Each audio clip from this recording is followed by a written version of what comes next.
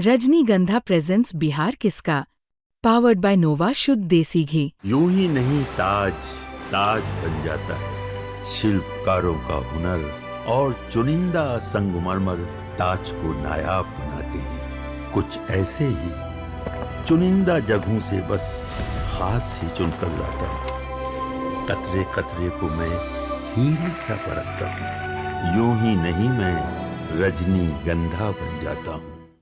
अपनी बाजी थोड़ी सी खो दी है।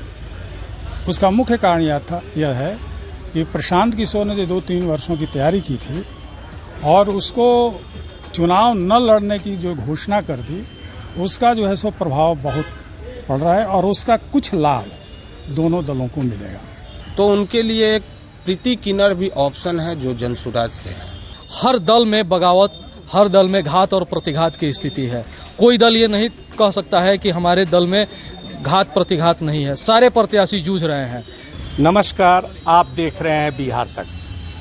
गोपालगंज जिले में 6 विधानसभा क्षेत्र है। बैकुंठपुर, बरौली, गोपालगंज, कुचायकोट, हथुआ और भोरे, जिसमें सारे हर दल के उम्मीदवार अपना अपना नामांकन पत्र दाखिल कर चुके हैं, जहां आज समीक्षा हो रहा है और 20 अक्टूबर को वापसी होगा।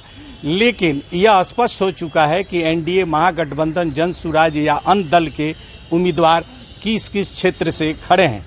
यहाँ क्या स्थिति है इस विधानसभा क्षेत्रों में उम्मीदवारों के अनुरूप, यहाँ गोपालगंज के पत्रकारों से उनका जानना चाहते हैं कि क्या विचार है, क्या स्थिति है, क्या माहौल है। तो सबसे पहले यहाँ के वरिष्ठ पत्रकार वरुण कुमार मिश्रा जी हैं, उनसे हमें जानना चाहते हैं कि स्थिति क्या है। गोपालगंज के जिला के सभी 6 विधानसभाओं में स्थिति लगभग धीरे धीरे स्पष्ट हो रही है।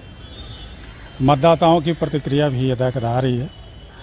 यहाँ 2 असल मुद्दे हैं, एक विकास का और एक जो विपक्षी दलों के गठबंधन की स्थिति का। मतदाता इस बात से बड़ा क्षुब्ध दिखाई देता है कि जिस तरह से गठबंधन में सीटों को लेकर के अफरा तफरी मची, उससे उसका मोह भंग हो रहा दिखाई पड़ता है।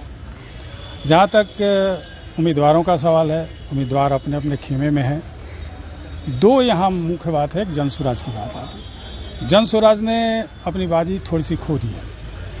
उसका मुख्य कारण यह है कि प्रशांत किशोर ने जो 2-3 वर्षों की तैयारी की थी और उसको चुनाव न लड़ने की जो घोषणा कर दी, उसका जो है सो प्रभाव बहुत पड़ रहा है और उसका कुछ लाभ दोनों दलों को मिलेगा। ऐसा नहीं है कि जनसुराज बहुत आगे है, लेकिन वह एक जिज्ञासा वाली पार्टी है। क्या करेगी, क्या होगा, ये अलग विषय है। और जहाँ तक उम्मीदवारों का सवाल है, उम्मीदवार जैसे थे वैसे ही हैं। अब जो बागी उतरे हैं उनके बारे में भी स्पष्ट लोगों के विचार हैं। लोग बहुत दिन से रहे, उनके कार्यक्रम से अवगत हैं, इसलिए इसमें कोई बहुत बड़ा परिवर्तन नहीं होने वाला। लेकिन इतना निश्चित है कि राष्ट्रीय जनतांत्रिक गठबंधन ने जिस तरह से तैयारी की है और जिस तरह से समय से पहले उसने अपने सीटों का बंटवारा किया, उम्मीदवारों की घोषणा की, चाहे अपने जो फॉल्ट लाइन है उसको करेक्ट कर लिए, ये एक बहुत बड़ी बात है और ये एक अच्छा पॉजिटिव जाएगा। और दूसरी तरफ आप गठबंधन की स्थिति को देख लीजिए, अभी के समय में भी उनके सीटों का तालमेल नहीं हुआ और जिस तरह से वीआईपी और उनमें टग ऑफ वार चला, ये बहुत ही निर्णायक सिद्ध होने वाला है। इनके अलावा और हैं यहाँ दैनिक भास्कर के ब्यूरो चीफ गोपाल जी मिश्रा जी, इनका व्यू जानना आवश्यक है। जी, बहुत बहुत धन्यवाद बिहार तक को। जहाँ तक विधानसभा चुनाव की बात है, तो गोपालगंज में लगभग 6 विधानसभा है और स्थिति एनडीए और महागठबंधन के बीच ही मुख्य लड़ाई है।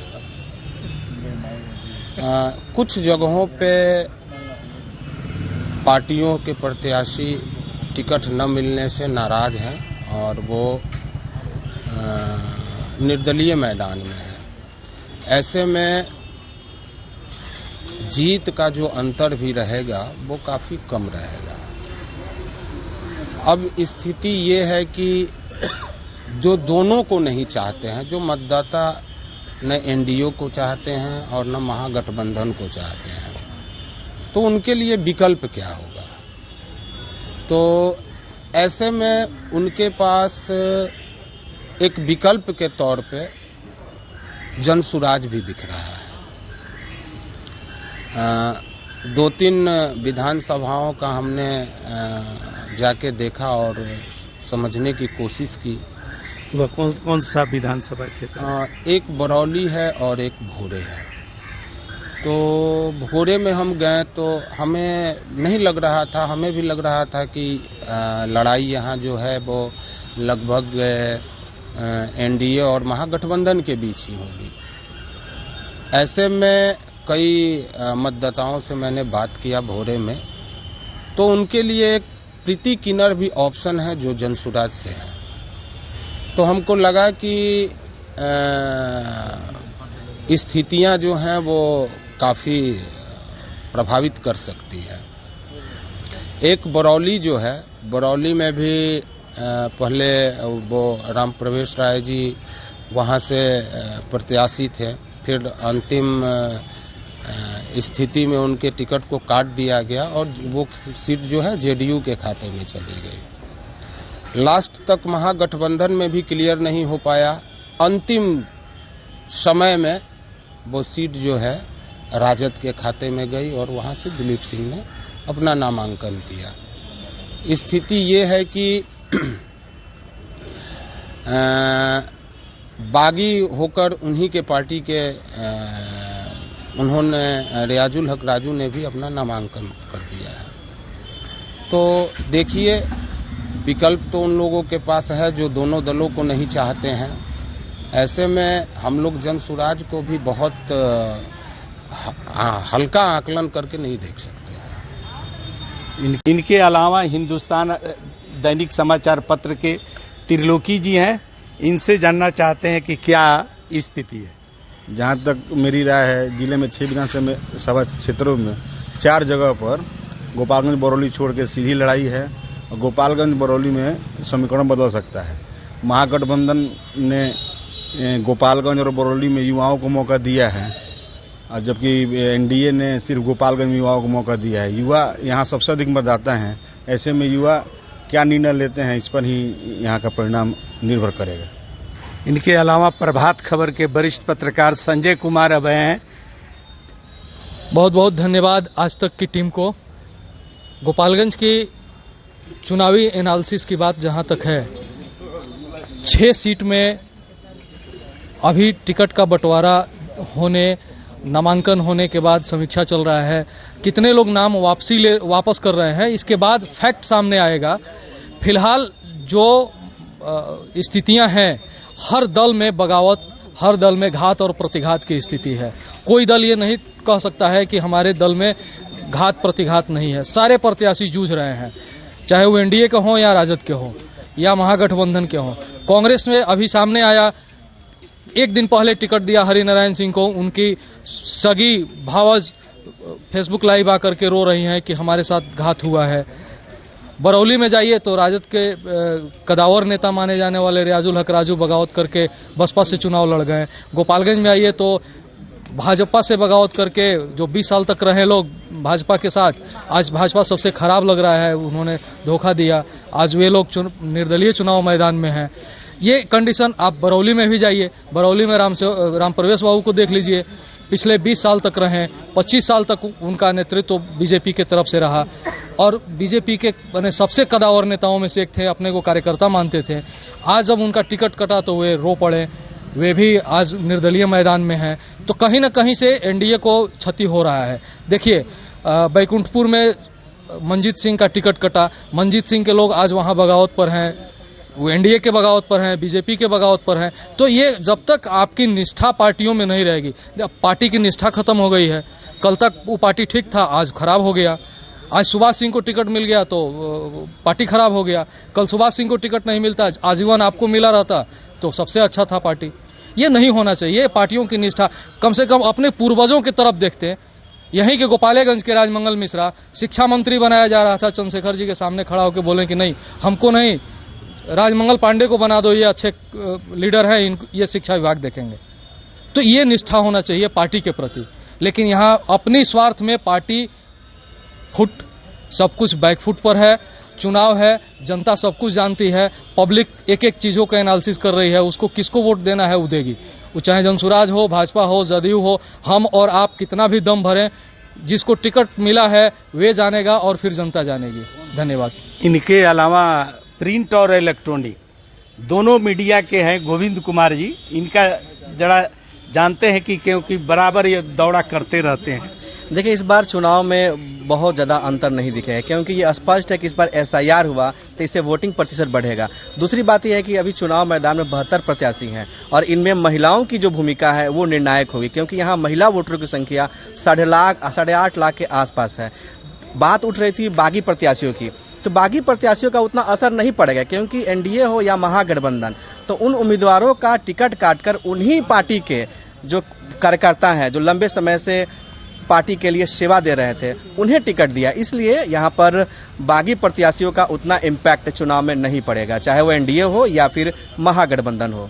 ये बागी कहाँ कहाँ है? देखिए, बरौली विधानसभा में जो वर्तमान के BJP के विधायक थे वो टिकट कटने के बाद निर्दलीय चुनाव मैदान में उतरे हैं, लेकिन जो NDA की जो पार्टी है उसने अपने पुराने कार्यकर्ता को वहां पर उम्मीदवार बनाया। उसी तरह से बरौली विधानसभा महागठबंधन की बात करें तो वहां पर रियाजुल हक राजू का टिकट कटा है, तो वहीं पर RJD के जो पुराने वर्कर थे, जो जिलाध्यक्ष है वर्तमान में, उन्हें उम्मीदवार बनाकर उतारा है मैदान में। गोपालगंज में भी ठीक वैसा ही है। NDA ने BJP के वर्तमान जो विधायक थी कुसुम देवी, उनका टिकट काटकर पार्टी के पुराने जो कार्यकर्ता थे, जो पार्टी के लिए समर्पित थे, उन्हें मैदान में उतारा है। तो जनता जान रही है, इसलिए बागी उम्मीदवारों से चुनाव में बड़ा इम्पैक्ट नहीं पड़ेगा।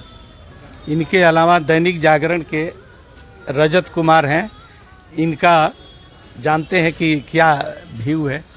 देखिए, नमस्कार। सबसे पहले ये बता दें कि गोपालगंज में महिलाओं की आबादी काफ़ी अधिक है और NDA और महागठबंधन दोनों दलों के द्वारा, दोनों गठबंधन के द्वारा कहीं भी महिला उम्मीदवार नहीं दिया गया है।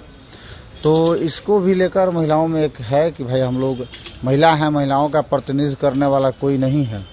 पूर्व में महिला उम्मीदवार भी रही हैं, निर्दलीय वगैरह भी थी, कुचायकोट में रही, अन्य जगहों पर रही, लेकिन इस बार गोपालगंज के 6 विधानसभा सीट है और कहीं कोई भी पार्टी, कोई भी गठबंधन महिला उम्मीदवार नहीं दिया है। तो कहीं ये भी एक फैक्टर है गोपालगंज जिले के लिए। क्या प्रभाव डाले? अब महिलाएं किस ओर जाती हैं, किसको वोट करती हैं, यह भी एक महत्वपूर्ण विषय है।